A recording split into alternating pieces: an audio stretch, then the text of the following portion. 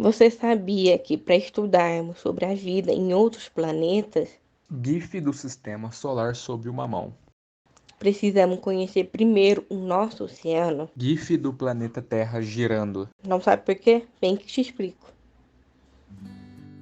Fundo amarelo com o título de Biologia Acessível em Libras por Flávia Sasso. Olá, tudo bem? Eu me chamo Flávia e esse é meu sinal. Uma mulher branca de preto sinalizando em Libras à direita. Eu sou surdo-oralizada e faço vídeo aqui sobre biologia e tópicos de deficiências. Hoje o tema desse vídeo é sobre um mar profundo. Peixe branco nadando à esquerda.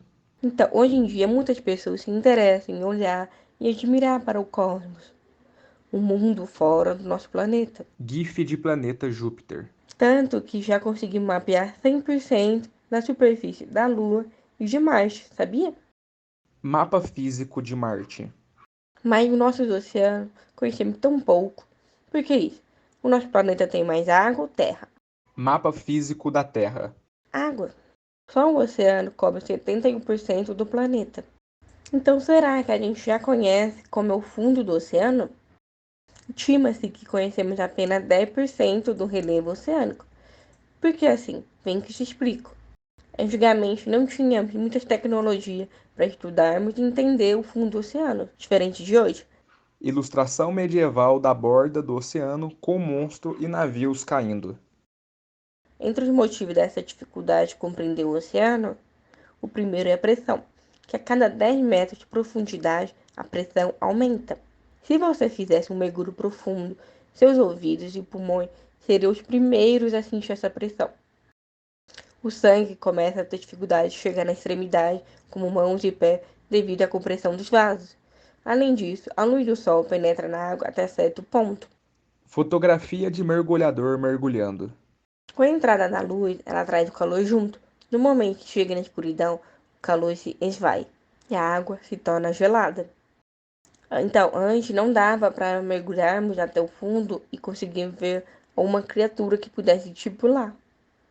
Hoje em dia já temos mais pesquisa e equipamento para explorarmos, conhecer e registrar as profundezas do oceano. Fotografia dos veículos Orfeus e Basticafo. Antes não tinha isso, então o que acontecia? Criávamos histórias fantásticas, lendas. Por exemplo, conhece a lenda do monstro do Lago Ness? Ou da sereia Yara? Ilustração do monstro do Lago Ness e de Yara. Ela serviu para explicar o que eles não conheciam. Você consegue ver como o mar é importante para gente? Ele não deu de história, lendas e cultura. Mas só isso? Com certeza não. Ele não dá lazer, viagens, medicamentos a partir de alguma proteína ou enzima dos organismos marinhos. Logomarca de Regenera e Farmamar. Inclusive, eu acredito que você já tenha ouvido falar que a Amazônia é o pulmão do mundo, certo? Eu peço desculpa, mas você está completamente errado. Lembre-se o que é maior, o oceano ou a região da Amazônia? Ilustração da Terra com a Amazônia centralizada. Lógico que é o oceano. Lembre-se que ele cobre 71%. O oceano contém muito mais água do que a Amazônia contém de árvores. As algas sequestram o carbono e liberam oxigênio e energia, em um processo chamado de fotossíntese. GIF de célula de alga realizando mitose. Além disso, o oceano é responsável por absorver a radiação solar e o calor que vem com ela. Isso é ótimo, né? Então, por vários motivos que podemos falar da importância do oceano, a ONU declarou que estamos na década do oceano, estimulando as pesquisas, a cultura oceânica, a responsabilidade e conscientização do oceano. Ilustração do Objetivo do Desenvolvimento Sustentável 14. A pesquisa ajuda não só a conhecer, mas a entender também sobre os organismos marinhos. Você sabia que os seres humanos conhecem apenas um terço de toda a biodiversidade que possa existir no oceano? Isso porque sabemos que a vida na Terra começou nos oceanos, começando pelas bactérias, fungos, animais e plantas depois. Ilustração de uma paisagem da Terra primitiva. Os primeiros organismos evoluíram para a Terra, depois para o ar, E por último, tentamos conquistar o espaço. Ilustração de um foguete. Mas onde surgiram os primeiros organismos? Lá na água. Por exemplo, qual animal a gente acha que conhece, mas não entendemos realmente as suas particularidades? Um deles são as baleias. Para ser mais específico, vamos falar da cachalote. Ilustração medieval da caça a cachalote. Acredito que já deve ter ouvido falar dessa espécie pela história de Moby Dick, onde havia uma cachalote branca e assassina, certo? Ilustração do ataque da cachalote brande. A cachalote é, na verdade, um animal pacífico que vive em grupos. Fotografia de um filhote fêmea de cachalote. Mas o que tem de tão interessante nas cachalotes? Lembra que o oceano tem camadas de acordo com a pressão e luminosidade?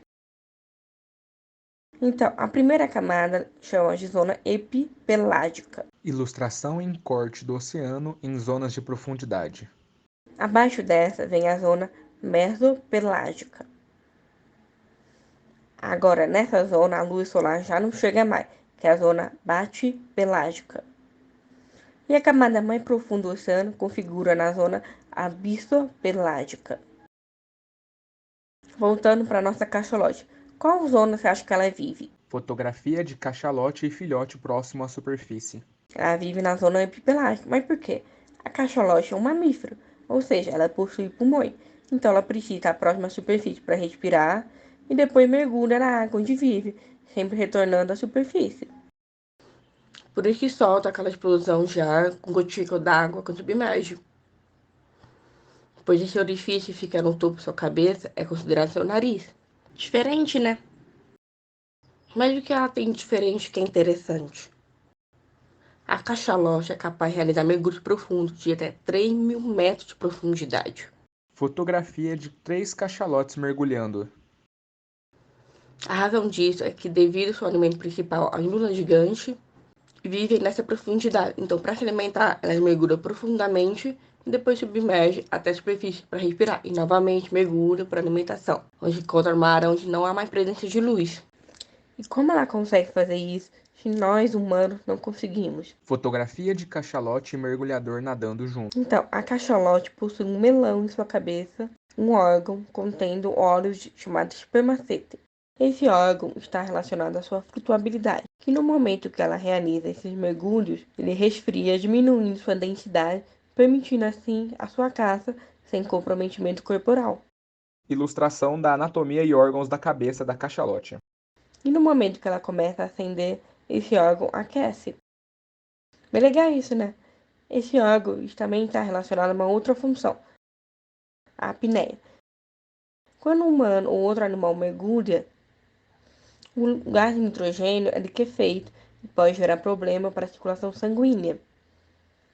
Esse órgão espermacete atua na absorção do excesso de nitrogênio, permitindo uma apneia prolongada de cachalote sem nenhum problema, principalmente quando esse mergulho profundo ocupou cerca de 2/3 de sua vida. Chocante. Mas como que ela consegue caçar nesse ambiente extremo sem luz? Nessa hora, seu melão é essencial. Ele tem uma outra função que é semelhante aos morcegos, a ecolocalização. Por exemplo, o morcego, ele grita e as ondas sonoras reverberam no espaço até chocar em algo e parte do som retorna como eco, que ele ouve e consegue estimar se algo está próximo ou distante dele. Ilustração do morcego e o caminho e retorno das ondas sonoras. Dessa forma, ele consegue raciocinar se ataca em seguida ou se ele aproxima mais um pouco. A cachalote consegue fazer isso também. Ao invés de grito, ela utiliza o som de clique para produzir ondas sonoras que irão reverberar, chegar a um alvo e retornar a ela, que ouvindo irão avaliar a distância desse alvo. Ilustração das ondas sonoras da cachalote até uma lula. Essa ecolocalização auxilia para caçar, saber a localização do seu grupo e até da presença de navio e sua distância.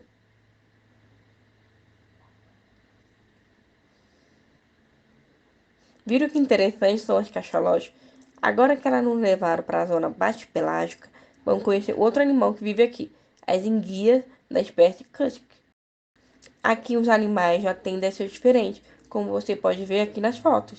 Duas fotografias da enguia Lamprogramus Shcherbachev, sob em tons azuis e em preto e branco. Nessa região, os animais são submetidos a altas pressões e ausência de luz e calor. Então, essas enguias produzem uma proteína chamada de glicoproteína, que atua como um anticongelante, evitando que seu sangue, parte do corpo, congele. Se você for reparar, ela possui coloração. Por que é diferente? Então, as enguias estão em uma zona escura, onde não consegue enxergar cor ou serem vistas. Fotografia da enguia Brotolotaenia nielseni. A sua transparência é devido à ausência de pigmento na hemoglobina, que fica no sangue, e no cromatóforo, que dão coloração à pele. Então, como que acontece as mensagens visuais? Vocês lembram do filme Procurando Nemo, que aparece um peixe com uma lâmpada sob a cabeça? Acontece que nessa zona de escuridão é extremamente importante essa forma de iluminação para a comunicação visual. Essa luminosidade é chamada de bioluminescência. Print da cena de Marlin e Dory com o peixe-diabo. A bioluminescência ocorre a partir da oxidação da molécula luciferina, que está presente nesses organismos, gerando uma energia luminosa que pode estar localizada em todo o corpo, ou com uma lanterna, ou região específica no corpo de cada organismo. A bioluminescência atua como uma informação visual para atrair parceiros reprodutivos, para atrair presa, para se alimentar dela, ou ainda assustar predadores para sua sobrevivência. Percebe a variedade de informações que a bioluminescência pode atrair ou afastar? Quando a gente visita essa zona batipelágica, até assim mágica, para diferentes cores que podemos encontrar por lá. Mas para esses organismos é tudo estratégia e comunicação visual. Será que podemos encontrar outros organismos na zona mais profunda e extrema? Dá sim. Tem uma bactéria que vive próxima às fontes hidrotermais do Havaí, onde tem alta concentração de ferro e carbono. Fotografia da bactéria Mariprofundus feroctidans e de uma fonte hidrotermal. E por estarem próximas dessas fontes hidrotermais, a temperatura pode chegar até de 23 a 30 graus Celsius. Então, para essas bactérias, aproveita e obtém energia a partir da oxidação de ferro e carbono, contribuindo ainda para a decomposição do leito microbiano oceânico. Quadrinho de tira de Neturno, de um peixe morto descendo às profundezas. Então, por exemplo, quando uma cachalote ou uma outra espécie da superfície morre, ela afunda até o solo e as bactérias aproveitam para decompor, obtendo energia dentro do ciclo da vida.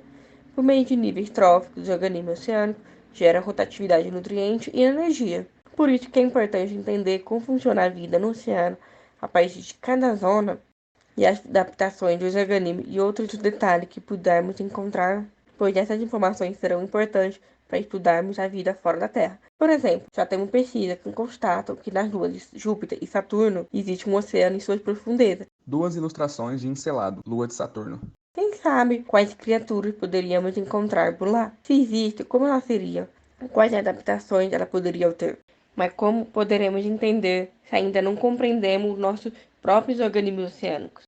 Por isso que é importante pesquisarmos e entendermos como funciona a vida nos nossos oceanos, com sua diferente pressão, luminosidade, calor, temperatura, bem como as adaptações visuais, comunicacionais, ecolocalização, apneia, dentre várias outras possibilidades que cada organismo pode apresentar, além daquelas que os humanos ainda não sabem que existem. Peixe branco nadando à esquerda. Ainda mais que a estimativa que conhecemos apenas 10% do nosso oceano. É bem legal parar para pensar nisso, pois fica mais fácil imaginar como seria a vida fora da Terra, em outras luas, planetas e galáxias. Ilustração da paisagem interplanetária. Maravilhoso, né? Encerramos por aqui. Um beijo, pessoal. Até a próxima. Fundo amarelo com o título de Biologia Acessível em Libras por Flávia Sasso.